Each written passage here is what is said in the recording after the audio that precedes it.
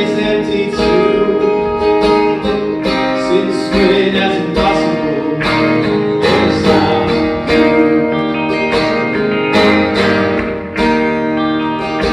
This is the sound of dry bones rattling.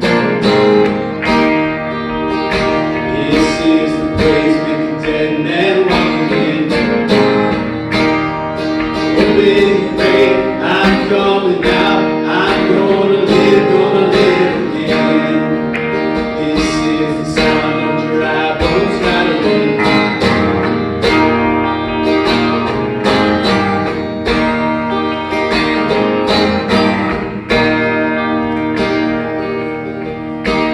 Pentecostal fire, stirring something new. You're not gonna run out of miracles anytime soon. Resurrection power runs in my veins too. I believe there's another miracle here in this room. This is the sound of dry bones rattling. This is the praise making dead man walking in. Open the grave, I'm coming out. I'm gonna live again. This is the sound of dry bones rattling.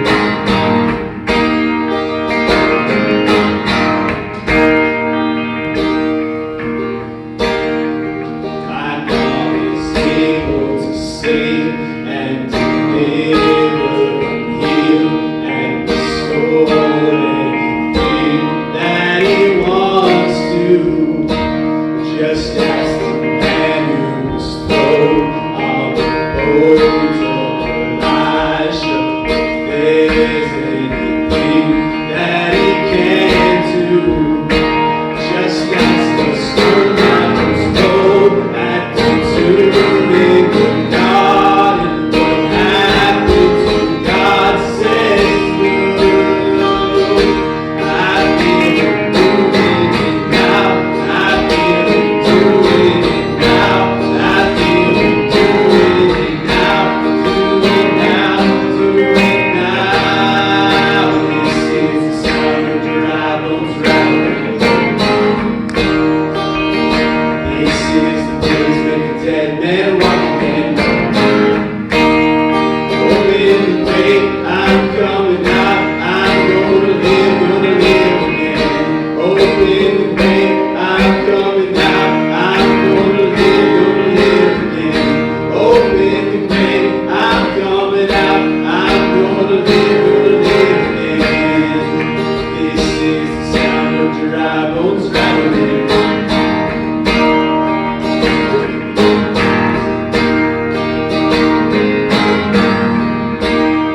Father God, we come before you today because you are the one who can do impossible things in our lives. Impossible has never stopped you from giving us hope, from loving us, from pouring your grace and mercy upon us. So today we pray that some dry bones would rattle in our lives, that we would begin to feel you moving and your spirit working in us today. May we bring our impossibles before you, and may we be reminded that in Christ Jesus all things are possible through him who gives us strength. So we lay these things at your feet today, and we ask that you speak to us through your word today, that your Holy Spirit would change our hearts and lives as we come before you. We pray now that all that we say and all that we do will be for your glory, for your honor, for your praise. We pray these things in your name. Amen. Amen. As we continue to think about some of the impossible things that God does in our lives, I want to challenge you this morning. I want you to think right now, what are some of the words, the things, the problems that you have allowed to become who you are, how you feel about yourself? You know, some people might be defined by their addictions, or by their sicknesses, or by their problems. That becomes their identity. That becomes what they think of themselves. We begin to identify ourselves by the worst of things in our lives. And this song that we're going to sing today, right now, reminds us that our identity should be found in Christ Jesus. That we are not who the world says we are who He says we are. And He says that you are a beloved son and daughter of Him. So I want you to begin to think about those things you've allowed the world, the labels you've allowed it to put on you, to cause you to feel lesser about yourself, to cause you to feel worse about who you are. Because today we're going to ask God to shed those so that He can redefine who we are and what we think of ourselves. So we would find our identity in Him and in Him alone. Let's sing this today. We are who He says that we are.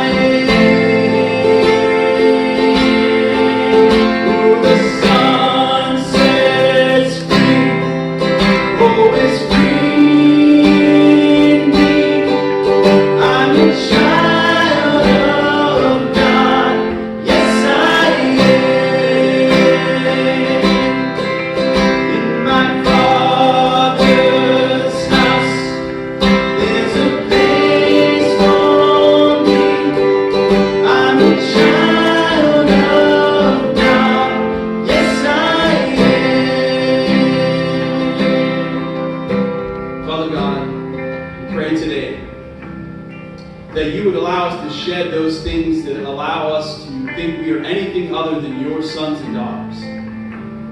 that our brokenness, that our shame, that our fear, that our sin, all that we would recognize today. That's not who you say that we are. You have overcome all those things. In your love, you've chased us down where we were lost. In your love, you've come and found us in those places where we've lost ourselves. You've left the 99 to come find us. At whatever it cost you, you recklessly gave up your life for us, because no matter what this world says about us, no matter what we say about ourselves, you love us. Nothing that we do, nothing that's said about us, nothing that we become will ever change that. May your love embrace us today. May we know that you have pursued us in that love. May we know that we've never earned it. We can't do anything to keep it. And nothing will ever change it. We thank you for that love today.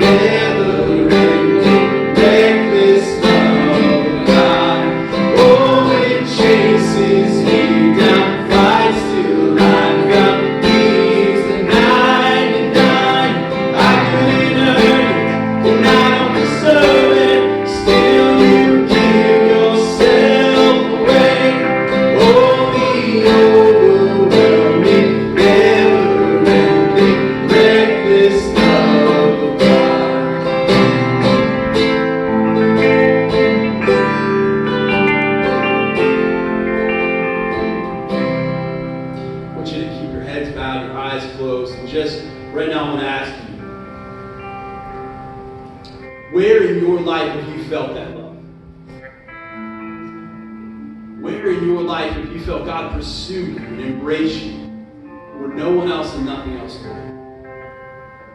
Where has God been reckless and careless and not worried about the price that it cost Him in loving you?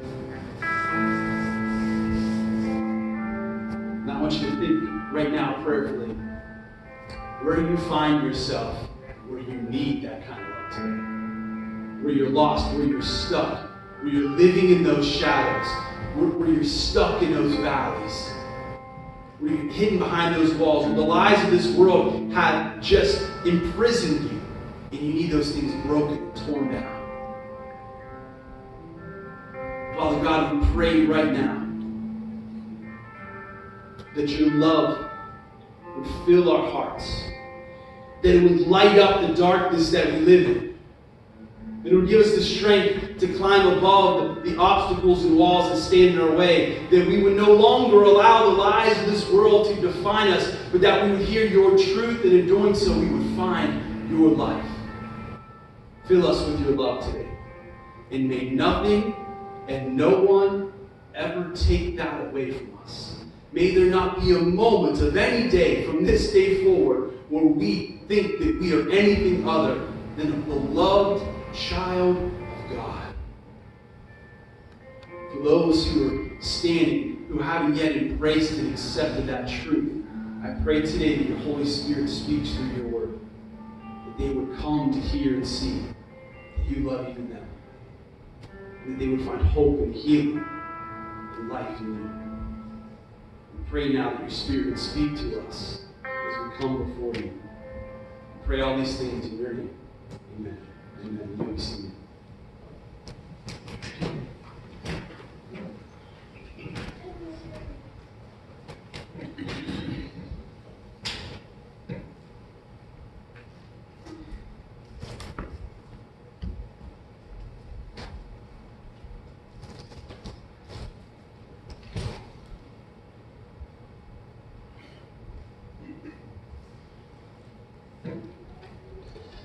Just a couple of reminders as we're still getting used to the new normal. Justin, can you turn me down back there? What chance? 10, I think. Maybe just turn down the top. Thank you.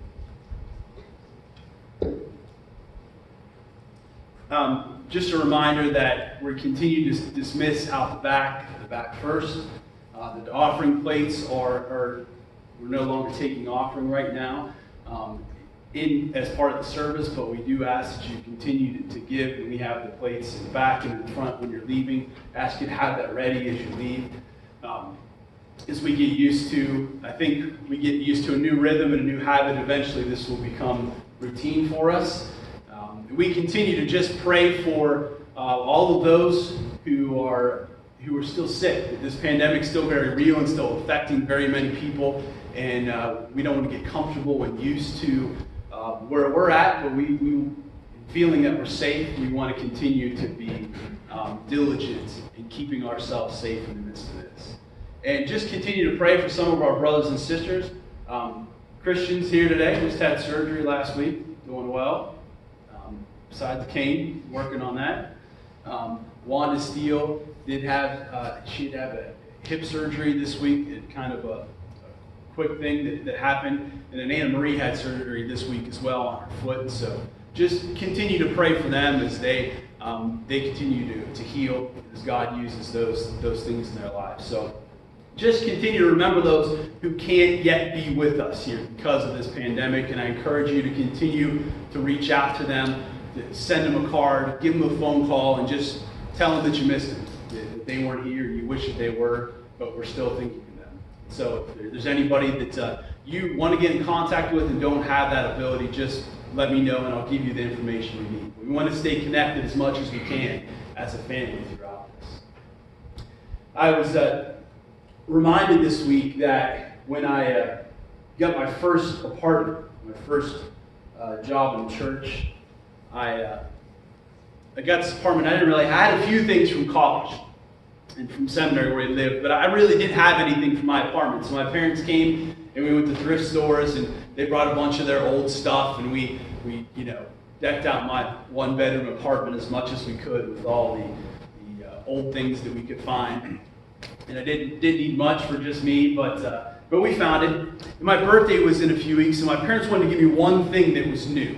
One new thing to celebrate my first apartment. So they bought me a grill. This is my first step into manhood on my own. I need a grill, right? And so I was excited that first night they went home, and I'm all by myself, that I get to put together this grill. It was my first real kind of do-it-yourself project on my own. And, assembling a grill is not really all that difficult, right? It's a few nuts and bolts, you put some things on. But for me, this was a big deal. And so I go about putting it together, put the base on and put the wheels on, and then they had the little knobs, that go on the wheels to make sure they stay on. Well, I fit those on and they were loose. Now, this isn't right, so, really trying to crank them on there and push them on there. I just can't get them tight. And I got a little balcony on my second floor apartment. I want my grill to roll off or something if the wheels fall off. So I did what I thought was the proper do-it-yourself thing to do. I super glued them on, right? Put super glue inside, pressed them on. Didn't ask for help. I just assumed that's what men do when you need duct tape, super glue. That's the solution, right? So it worked. They stayed on, and I keep going. And I finish it up, and the last step is you put the temperature control knobs on, right? And I got to put them on, and they don't fit. And I'm trying to squeeze them on there, and I'm looking. They're not even the right shape. They're too small, and I'm so frustrated. I'm thinking, this is why nobody does anything by themselves. This is why people pay everybody. And then I realize what I'd done. I super glued the temperature control knobs onto the wheels, right? Fortunately, super glue doesn't work great on plastic and metal, so I was able to pull those, pry those off and clean them out, although the temperature knobs never quite worked fully right, but they worked. And I recognized that day that the whole do-it-yourself thing was not going to be my forte, not going to be my specialty. Although as you get older, you learn a few tricks, you learn a few things, you learn don't use super glue so quickly, you learn just little tips like that help you do more projects.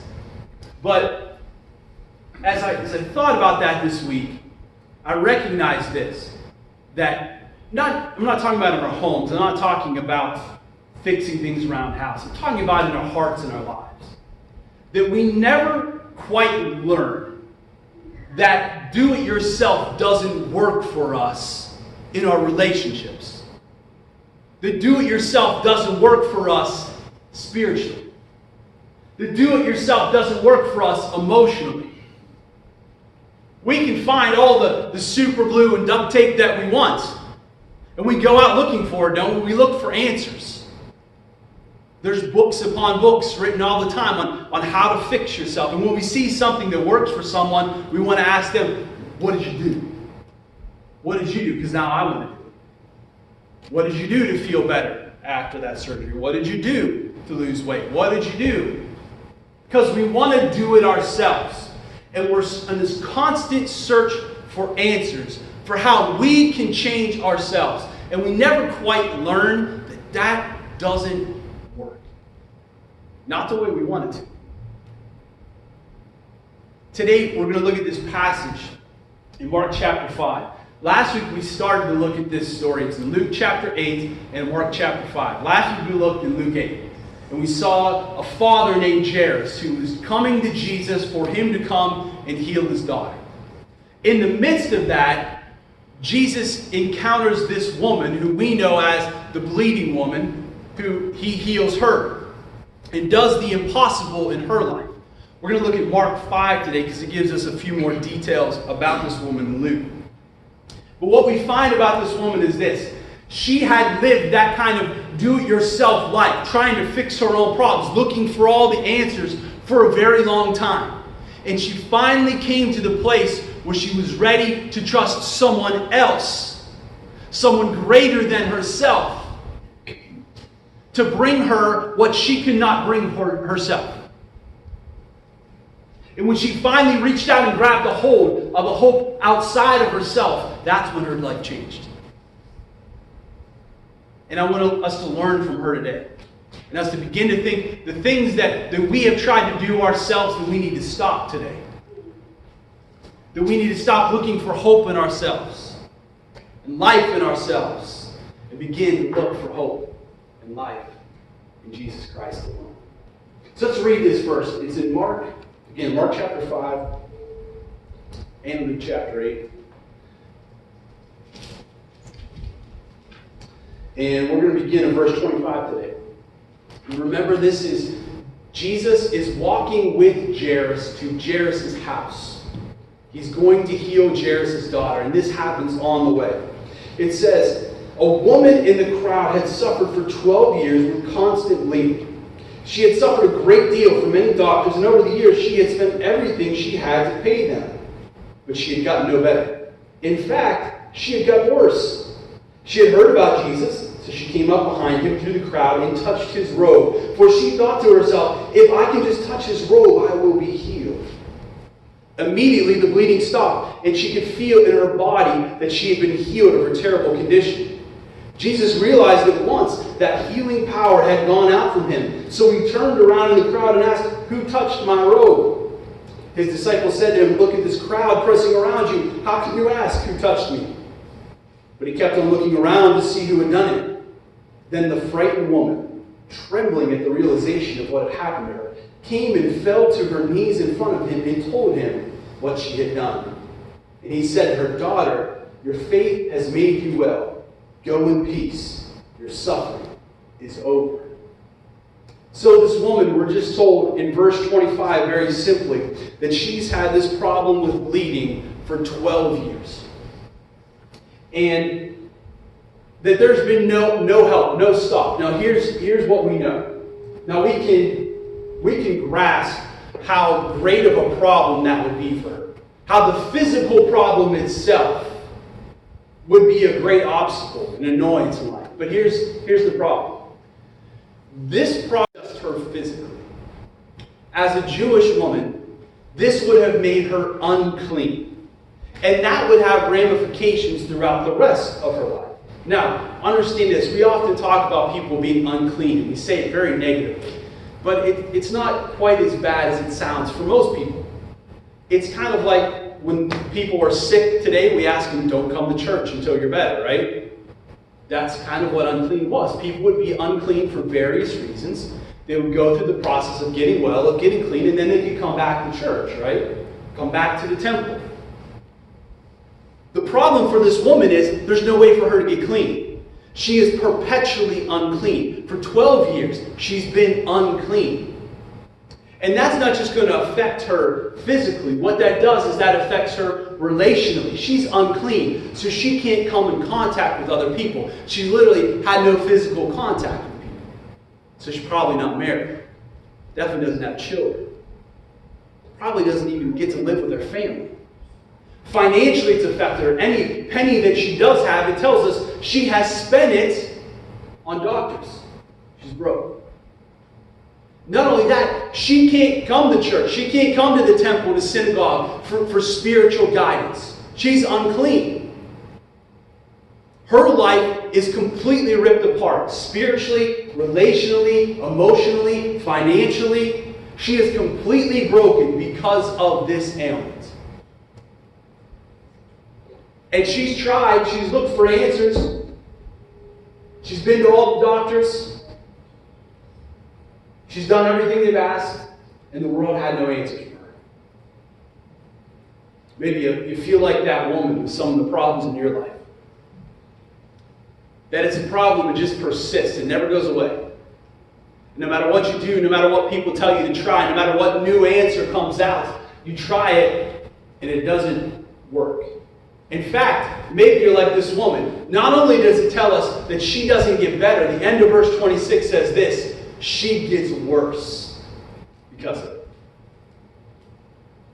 She follows the answers of the world, and it makes her problem worse.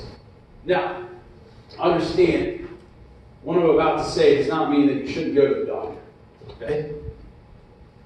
But But her going to the doctor brought about foolish answers. Because in her day, doctors were a little more than superstition. For instance, here's one of the remedies that they say a doctor would have given a woman for an ailment like this. She goes to the doctor and he says, here's what you need to do to get better. I want you to find an ostrich egg. And I want you to burn it. And I want you to take the ashes, put them in a cloth, and then carry it around with you. And you'll be healed. Now, if you went to the doctor and that's what they told you to do, how many of you would go shopping for an ostrich egg? Not many of us, right? That sounds foolish. But in her day, that wasn't a foolish answer. That's the kind of answer the world had to offer us. You see, sometimes with the world, because of the day we live in, we don't recognize the foolishness of the answers that the world is giving us. We don't see how impossible it is that these things would ever do anything to help us or change our lives. She keeps trying the world's answers. And she's getting worse. These are the kind of answers that the world gives us. And there's no hope for your brokenness, or your depression, or your loneliness, or your addiction, or your suffering, or your guilt, or your grief, or your worry, or your stress, or any of that from those kind of answers. There's no hope in them. They're not going to make it better. At best, it's going to make it worse. So what changes? Because the story starts and it tells us the woman's been bleeding for 12 years, and at the end her suffering's over. What changes? Verse 27. Then she heard about Jesus. She heard about Jesus. She heard about the one who didn't care that people were unclean, who sat with tax collectors and sinners and prostitutes and people like her. She heard about the healer who would touch lepers in the midst of their uncleanliness. She heard about the one who was able to give hope to people who could have no hope. She heard about him. And when she heard about him, she didn't just sit back and say, I hope that someday I get to meet him. She heard about him, and then she went and found him. And it was her hearing about Jesus that she finally found a place for hope. Because he is the one place that we can turn to. The one place to find hope where we can find no hope. The one cure for what ails our hearts. The one thing that can make whole what's broken within us. One simple touch from Jesus did what a lifetime of the world's answers could not do for this woman. One bit of the touch of the outer robe of Jesus, and her life was changed. 12 years of world's answers made it worse. 1 second with Jesus changed your life forever. But why just a touch? Why? I mean, if you've had this problem for 12 years and you hear of a guy who can finally change it, who can finally heal it, who can finally do something about it, don't you want as much of him as you can get? Grab a hold of him? Have him grab a hold of you? You know, in the Gospels, there are 37 miracles of Jesus. 2/3 of them are healings. And of those healings, we see all kind of different things that he does. Sometimes he heals for instruction. He does it to make a point. You know, the paralytic man on the mat, right? What's more difficult for me to say? Your sins are forgiven, or pick up your mat and walk? Sometimes he heals people in private, like the lepers, or like Jairus' daughter, where he heals them and says, don't tell anybody about this. It's just for them. He often tells them that their faith has made them well, right? He does to this woman too. But this woman's experience with Jesus is unique, because she doesn't come and fall at his feet. She doesn't come and ask for anything. She reaches out from the crowd and just touches. Not even him. Not his skin, not his hand, not even the clothing that's closest to his body, but his outer robe. This cloak that would have been the furthest thing away from Jesus as she could touch. Why? Why just a touch? I think there's a few reasons for that. Some people say it's a lack of faith. That the text doesn't say that. In fact, she says, if I could just touch his outer robe, I'll be healed. She believes that he can heal her. That's not true. It's not a lack of faith. It's the presence of fear. She's afraid. She's ashamed. That if she steps out, she's not Jairus. She's not a respected synagogue leader. She's not someone everybody looks up to. She's unclean. She's not allowed to touch anyone, especially somebody like Jesus. She's afraid of what will happen if she steps out from that crowd and he sees someone like her. That he'll reject her the same way that the rest of the world, that her family, that the church, that everyone has rejected her. She's afraid that he won't want anything to do with somebody like her because nobody else does. Not only that, I think she's afraid to make Jesus unclean. Why touch his outer robe? Because the furthest thing, you see, if skin touches, it's unclean. That's what some believe. Now, that's not really the letter of the law or how they saw it. She would have made Jesus unclean by touching him this way. But I think perhaps she thinks this is the safest way. If he doesn't know it, and I just touch the outer part, the furthest away that I can get from him, and just live on the outskirts, then I won't mess Jesus up. And sometimes I think we're like that woman. Because we think that our sin, our shame, our problems, the things that we've done, that we can't be associated with Jesus. We can't have people know that we believe in him because we'll smear his name, right? If people knew somebody like me was a Christian, if people knew what I did and then saw that I went to church, then they wouldn't think the same way about God. We think our sin and shame can rub off on him. But friends, she comes to realize, and we have to come to realize, that our sin cannot stain our God.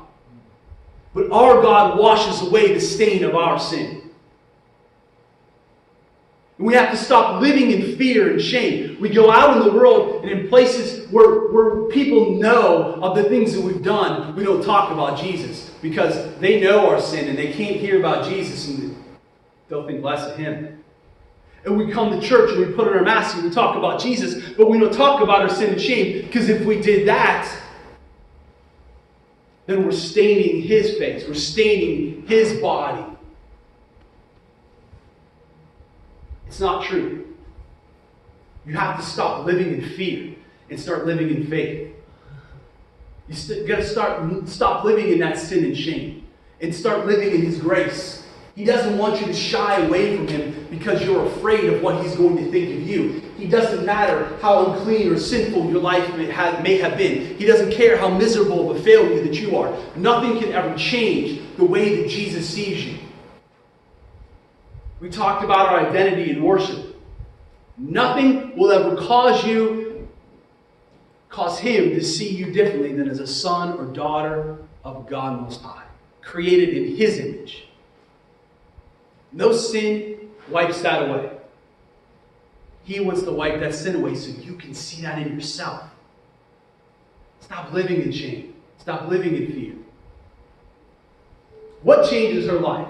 Because it says immediately. She reaches out, she touches the robe of Jesus, and immediately her bleeding stops. Immediately, what could not be changed was changed.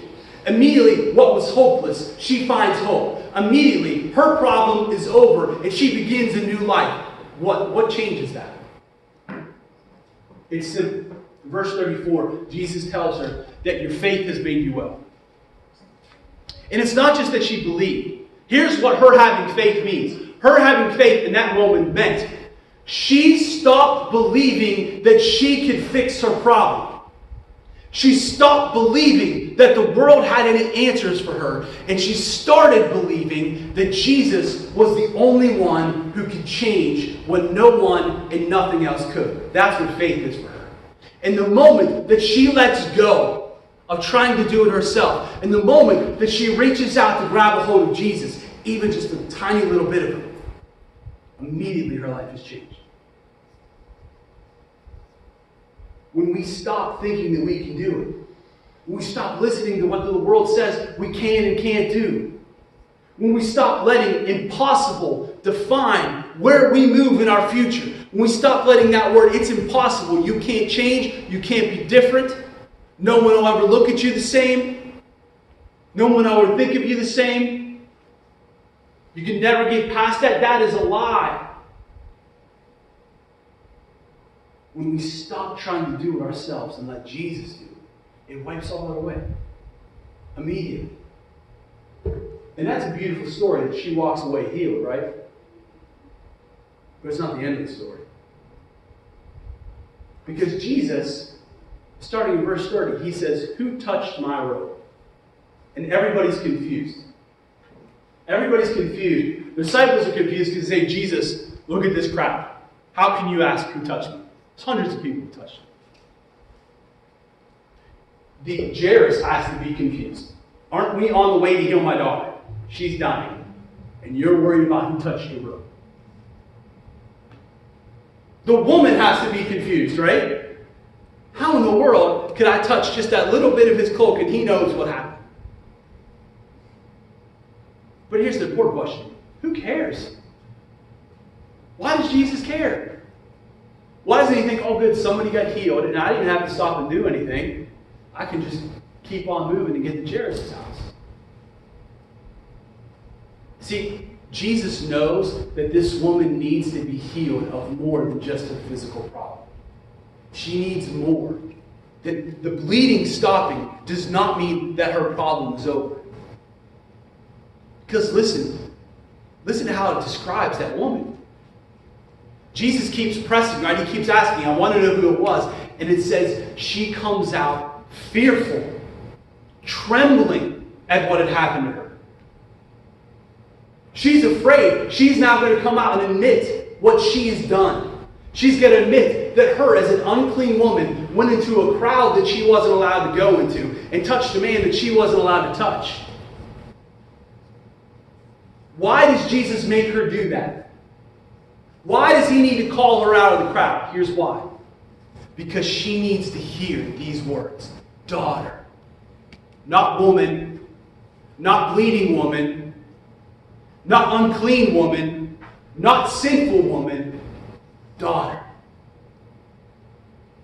Your faith has made you well. Go in peace. Go in wholeness. Your suffering is over.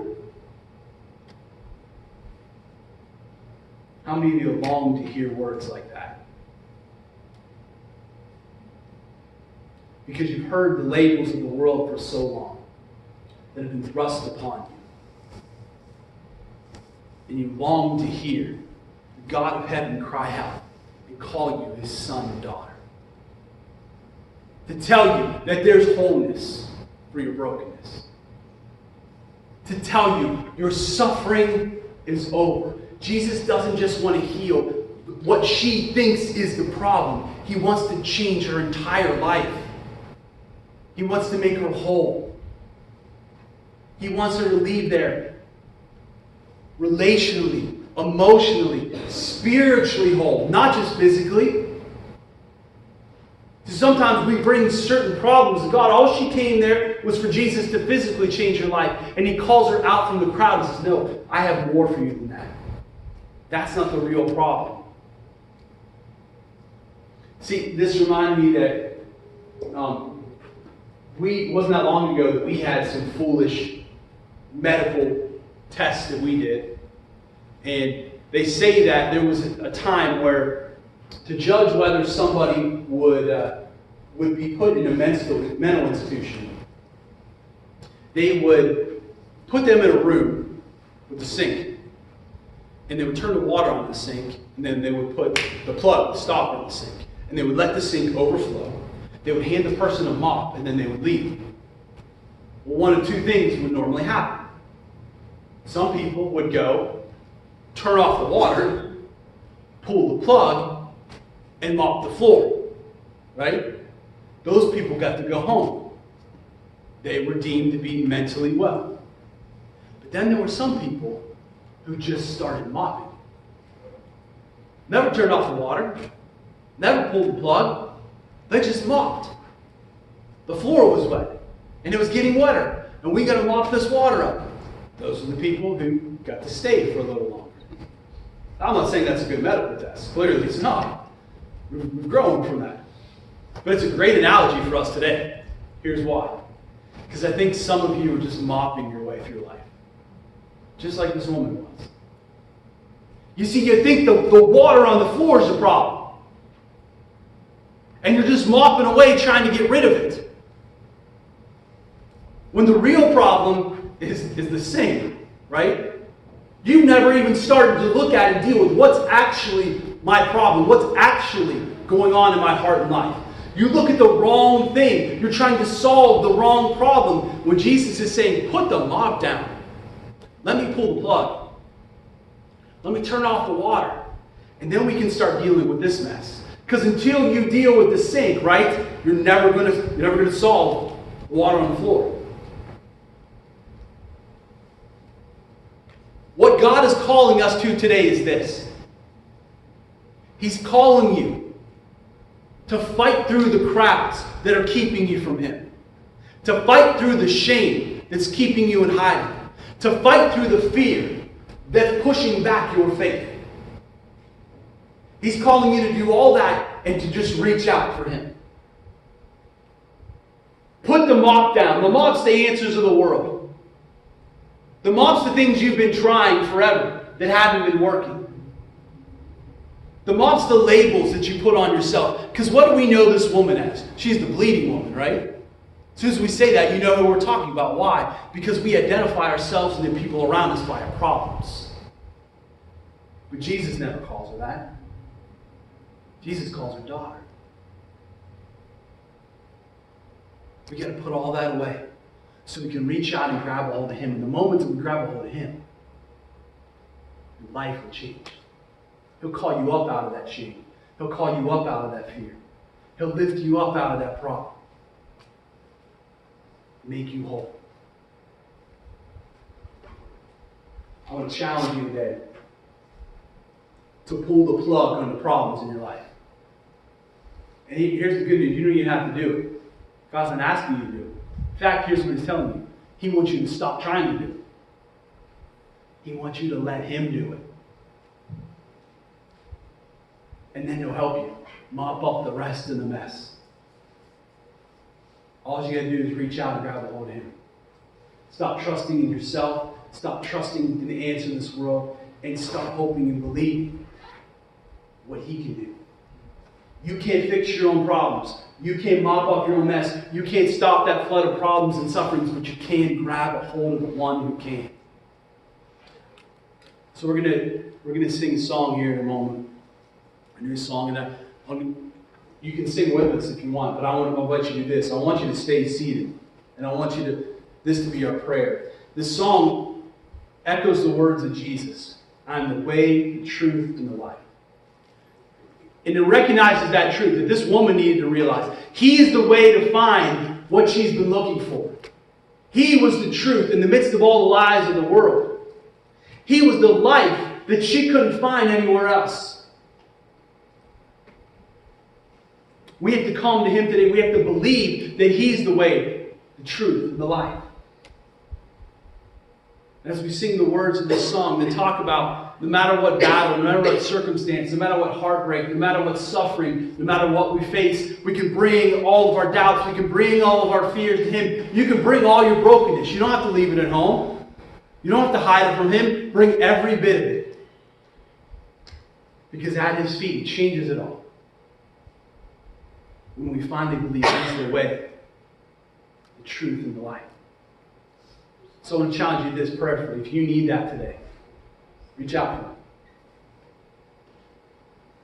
Reach out and grab a hold of His way. Reach out and grab a hold of His truth in the midst of lies. Reach out and grab a hold of His life.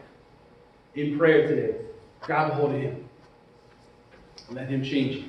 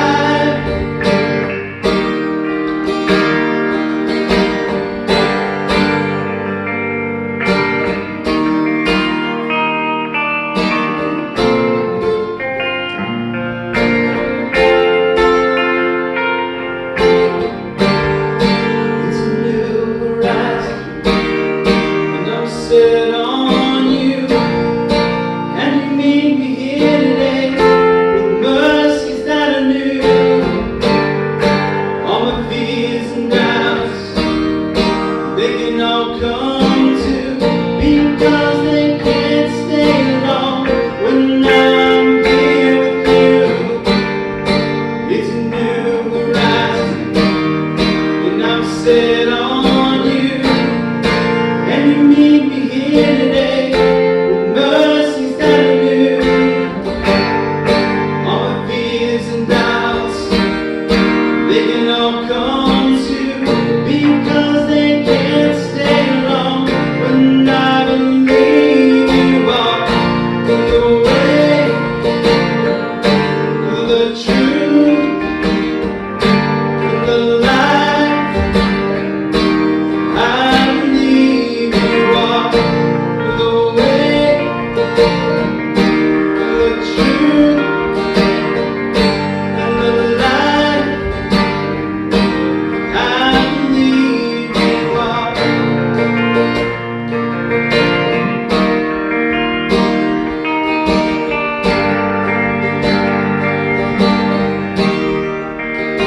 Lord God, we come before you today. We reach out to you. We grab a hold of the life that you have for us. May we leave behind the answers to this world. May we stop trying to fix our own problems. May we let go of those mops and grab a hold of you. So you can pull the plug on those problems. You can stop the flooding of the suffering and pain. May we, as we look up to you today, as we reach out as that woman did, may we hear those words, son, daughter, your faith has made you well. Go in peace. Your suffering, your pain, your struggle, your worry, your doubt, your fear, it's over. May we leave here today made whole because our Savior was broken for us. May we leave knowing you're the way. May we leave in your truth. May we leave living your life today. We pray all these things in the name of your Son, Jesus Christ. Amen. Amen.